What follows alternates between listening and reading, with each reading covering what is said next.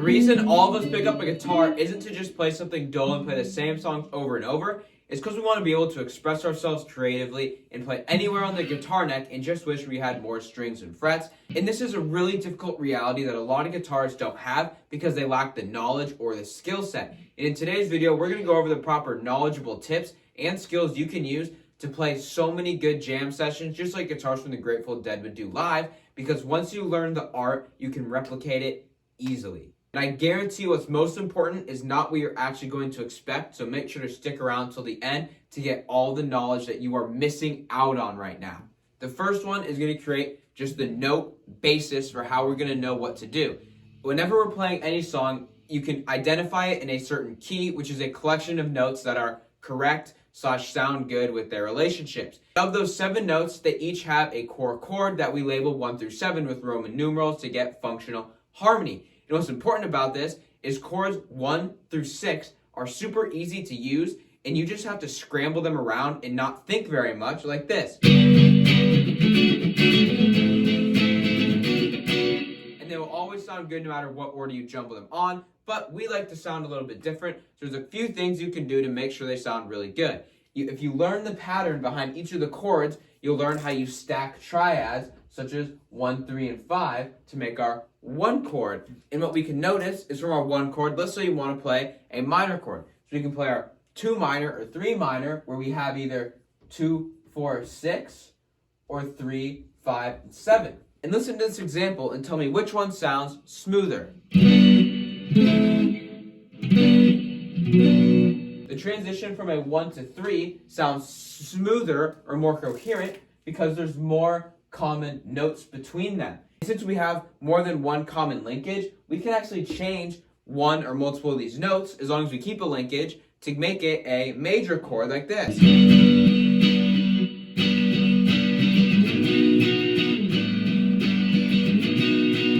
Create so much more tension. And as long as the next chord shares this common note between that 3 and itself, it will sound awesome. And songs like Santeria do this. So when you learn how to play the right chords that work together in the harmony, but also learn how to change those chords, you can now stand out and actually easily segue into a different song part, or even just start making up your own stuff on the fly.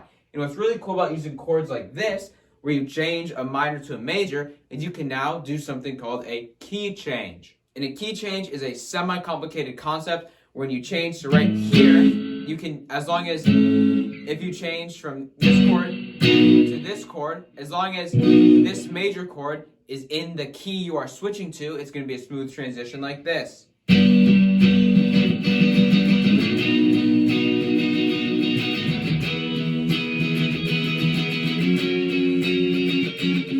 So by using the circle of fifths and using a knowledgeable bass, you can easily find common notes to shift things into different keys, or just create a really unique edge that can grasp your audience. And that is how you can use harmony to your advantage in a jam session. But there's something even deeper we can dive down to, and those are the 7 notes that make up a scale, which we call our major scale, minor scale, mixolydian, etc., the 7 modes of the major scale. And what we can do is, if we actually have these mastered, we can know where every single correct note is, so we always know we're playing something that sounds coherent, which means we can glide from up here to all the way down there effortlessly. And where most guitarists actually struggle is not in knowing where all the right notes are, is playing the right notes at the right time with the right context. And that is really what improvising is about. Anyone can learn the math behind the fretboard, but not everyone can learn the feel behind it. So this is what we're going to dive into. The first thing we have to understand is accents. And these are going to be supported by either drums, chords, or bass, or sometimes the guitar will be the accenting thing. But it's always relative to what's going on around you. And what these accented notes are usually something with a dynamic difference like this. And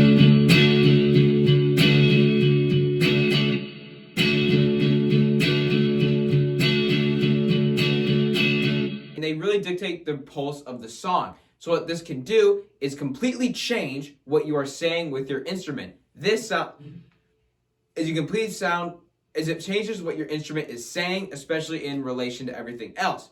And if we think about this logically in English, we can emphasize any word in a sentence and it means something completely different.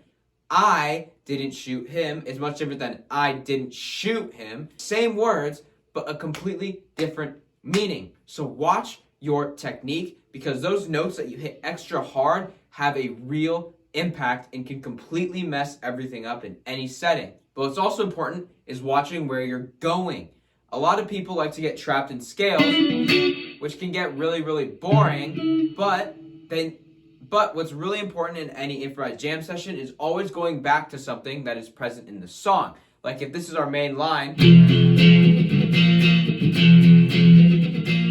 we always want to get back here somehow, and the only way to really do that is not by staying in the same thing. We can either go lower and descend our way up to this pitch range,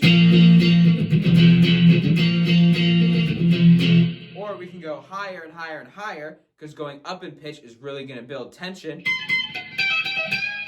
and go back by making that big sense of release. So going in a direction is the most important thing you can do.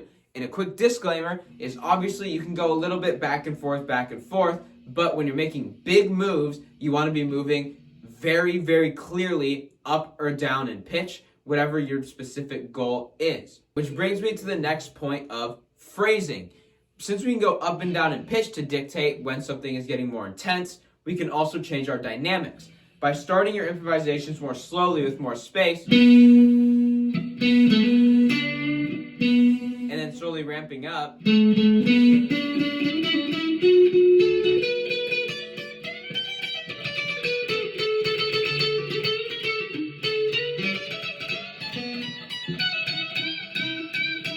we can easily just make something feel like it's going somewhere by having that different pitch modulation, and then by having that different rhythmic feel.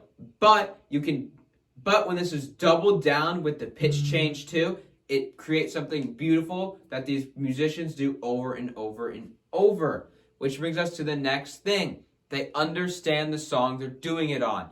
Like I hinted at earlier, you have to come back to either your main line, whether that's a chorus, verse, or refrain, because if you just kind of improvise off into forever, there is a point when far becomes too far. But if you want to play something for 20 minutes, you can still do this without far going too far. And all you have to do is go back to common terms, whether that's repeating something from your solo and improvisation from before, and also repeating a song part from earlier. That is just going to solidify and make everything come full circle and give you somewhere to go. So with your eyes actually set and you have something set in motion on where to go, there's still one final piece that a lot of people overlook the most because they're so caught up in trying to make sure they're playing the right thing on guitar, which is completely understandable. But you have to be able to take a step back and hear everyone around you. The drummer is dictating the rhythm. If you are not playing in the right time, you're not saying the right thing at the right time. Many people can guess why that would be problematic. But another thing that's important is the bass. The bass is going to be your best friend, because when you take the bass out of an improvised mix, all of a sudden, so much beef is gone, and it just sounds lame. That you have to make sure when you're improvising, you and your bassist are on touch, because sometimes you actually want the bass to kind of take over with something like this, while you're just playing some backup chords, because then you can actually have something groovable people can dance along to and latch onto, which is one thing. But two, now when you start entering it in,